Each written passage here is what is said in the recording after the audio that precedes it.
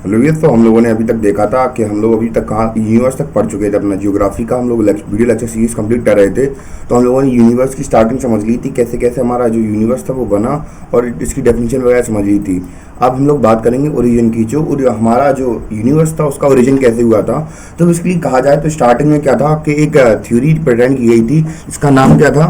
Expanding universe hypothesis नाम से एक थ्योरी आई थी। इसका नाम हम लोगों ने सुना होगा बिग बैंग थ्योरी के बारे में। तो बेसिकली बिग बैंग थ्योरी में था कि हम लोग समझते हैं कि जो दुनिया थी वो दुनिया एक पार्टिकल पे एक छोटा सा एटम जैसा पार्टिकल था। उसके ऊपर हम लोग कह सकते हैं कि वो क्या हुआ था, विस्फोट हो गया था। तो अब वो विस्फोट हुआ तो क्या हुआ कि यूनिवर्स पूरा धीमे धीमे बनता गया। वो विस्फोट इतना तेज था कि पूरा धीमे धीमे बहुत धीमे फैलता रहा और इवन की अभी तक फैल रहा है। तो ये थी हमारी बिग बैंग थ्योरी। इसी को हम लोग बहुत अच्छी तरीके से डिटेल में समझते हैं कि क्या था यहाँ पे। स्टार्टिंग में तो लोग ज़्यादातर लोग एक बहुत ज़्यादा फेमस थ्योरी को मानते हैं, इसका नाम है बिग बैंग थ्योरी। और इसे ही हम लोग एक्सपेंडिंग यूनिवर्स हाइपोथेसिस कहते हैं। और इसको डिस्कवर किया था एडविन ह्यूबल ने। जैसे कि आपको पता होगा, ह्यूबल टेलीस्कोप अभी फिलहाल ही में कुछ सालों पहले ही लॉन्च हुआ था। और इवन की अभी करंट में भी न्यूज़ चल रही थी कि उसमें एक नई गैलेक्सी ढूंढी है। तो जो हबल टेलीस्कोप है वो इन्हीं साइंटिस्ट के ऊपर नाम दिया गया है, एडविन हबल के ऊपर। इन्होंने कब थ्योरी दी थी? 1920 में दी थी। और इन्होंने बहुत सारे एविडेंसेस भी दिए थे कि दुनिया हमारी जो एक्सपेंड कर रही है, जो हमारा यूनिवर्स है वो एक्सपेंड कर रहा है।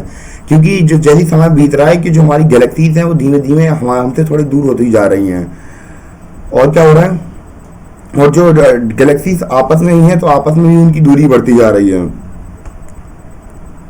क्योंकि उनके बीच का जो स्पेस की हम लोग बात करें कि उनके बीच का जो स्पेस है वो बढ़ता जा रहा है। और पर इसका कुछ साइंटिस्ट ऐसे थे वो इस थ्योरी को नहीं मानते थे। जैसे कि अगर हम लोग बात करें कि अभी थोड़ा अगले पैराग्राफ में आएगा,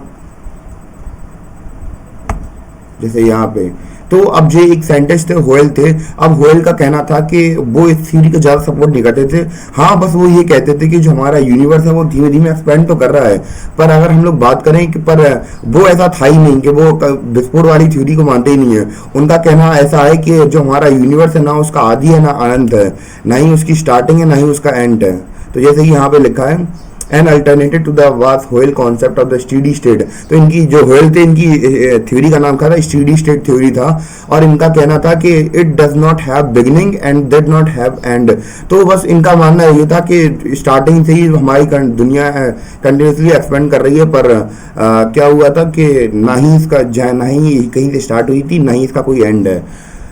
और पर अगर साइंटिस्ट की बात करी जाए तो वो ज़्यादातर बिग बैंग थ्योरी ही मानते हैं, क्योंकि इसके एविडेंसेस ज़्यादा मिलते हैं। हम लोग अब अगले स्लाइड में हम लोग समझेंगे कि कैसे कैसे जो हमारे एविडेंसेस हैं वो मिलते हैं हमें। जैसे कि हम लोग यहाँ पे बात करें कि कैसे कैसे हमारी जो बिग बैंग थ्योरी थी हुई थी। पहली स्टेज में क्या था कि पूरी दुनिया क्या थी? एक टाइनी बॉल थी। जैसे कि मैंने अभी पहले बताया था वही है, वो अच्छी तरीके से डिटेल में बता दिया गया स्लाइड के अंदर कि स्टार्टिंग में क्या था, पूरी दुनिया एक पार्टिकल्स पे, एक जो स्मॉल पार्टिकल था उस पर ही दुनिया, वही पूरी दुनिया थी। एक एटम, सिंगुलर एटम के वगैरह था। तो अब क्या हुआ था, पूरा इसी में पूरी डेंसिटी थी, पूरा मास वगैरह इसी में था। और जब बिग बैंग हुआ तो क्या हुआ था, जो पार्टिकल था, स्मॉल पार्टिकल था, इसके अंदर बहुत वॉलेंटली एक्सप्लोजन हुआ। तो इसके ये एक्सप्लोजन इतना बड़ा था कि धीमे धीमे पूरी दुनिया, मतलब कि इतना भयंकर एक्सप्लोजन था कि एनर्जी थी वो मास में कन्वर्ट हो गई और धीमे धीमे बढ़ती गई बहुत तेज। और ये जो बिग बैंग की थ्योरी थी कितने साल पहले हुई थी? अप्रॉक्स 13.7 बिलियन पहले ईयर्स होती है। तो ये आपको जो डेट दिख रही होगी ये काफ़ी अलग अलग बुक्स में थोड़ी डिफर करती रहती है। और जो एक्सप्लोजन उस समय पे हुआ था वो अभी तक चल रहा है। और जैसे ही धीमे धीमे जो एक्सप्लोजन हुआ तो बाद में धीमे धीमे ठंडा होता गया। और इवन की अगर हम लोग अभी देखें तो जैसे हम लोग अभी देख रहे हैं कि अभी हम लोग जिंदा हो, मतलब कि हम लोग जैसे इंसान हुए या दूसरे एनिमल्स वगैरह हुए, तो अब हमारी जो प्लैनेट्स हैं उसमें क्या लाइफ एग्जिस्ट करने लगी। पर स्टार्टिंग में ऐसा नहीं था। स्टार्टिंग में ये बहुत ज़्यादा एकदम गर्म था, बिल्कुल हर चीज़ गर्म थी। और बाद में क्या हुआ, धीमे धीमे ठंडा होने लगा कि अभी तक हम लोग रहने लगे हैं इस प्लैनेट्स पर। इतनी ज़्यादा ठंडा हो गया अब तो। और क्या कह रहा है कि वो ये जो मैंने बोला। और अगली स्लाइड में क्या है कि बाद में धीमे धीमे हजारों साल तक ठंडा होता गया। इतना ठंडा हो गया कि 45,000 के इतना ज़्यादा ठंडा हो गया कि अब हम लोग यहाँ पे रहने लगे हैं और कुछ नहीं है। और इसके एविडेंसेस क्या क्या है हमारी बिग बैंग थ्योरी के। The light from the other galaxies is red shifted, तो बेसिकली कहा ये जा रहा है कि जो हम दूसरी गैलेक्सी है इसका इंटरप्रिटेशन क्या होगा कि जो दूसरी गैलेक्सीज हैं वो हमारी गैलेक्सी से बहुत ज़्यादा दूर हो रही हैं। दूसरा एविडेंस क्या है, the further galaxies are more its light is red shifted, तो ये इसका कहने का मतलब है most likely explanation is that the whole universe is expanding, this support the theory that the start of the universe could be have been from the single explosion. तो basically अब ये कह रहा है कि जो दूरियां हैं वो इसलिए बढ़ रही हैं कि अगर इसका मैं ये नहीं बता रहा हूँ पर दूसरा एग्जांपल समझा दे रहा कि जो बिग बैंग थ्योरी थी वो क्या थी कि अब मछली कि हम लोगों ने इसको क्या मान लिया, बलून मान लिया था। तो इनिशियल पॉइंट में आप बलून के ऊपर कुछ लाइन ड्रा कर देंगे, तो जब आप उसको फैलाएंगे तो वो क्या करेगा, दूरी एक्सपेंड करेगा। तो यही थ्योरी है बिग बैंग की। तो ऐसे ही यहाँ पे ये कि अब इन्होंने ऐसे एग्जाम्पल समझा दिया मैंने कि जो हमारा यूनिवर्स था वो सिंगल पॉइंट से स्टार्ट हुआ था, वो धीमे धीमे एक्सपेंड करा जैसे हम लोग गुब्बारे को फैलाते हैं। तो यही सीन है। तो अब इसका जो सबसे इम्पोर्टेंट फैक्ट यही है कि कॉस्मिक माइक्रोवेव बैकग्राउंड के बारे में हमें पता चलता है कि 19th सेंचुरी में क्या एक रेडियो की डिस्कवरी की गई थी जिसमें क्या इस माइक्रोवेव के बारे में पता चला, कॉस्मिक माइक्रोवेव के बारे में पता चला था। और क्या है, और जो हमारे कांड थे उन्होंने क्या न्यूक्लियर हाइपोथेसिस दी थी।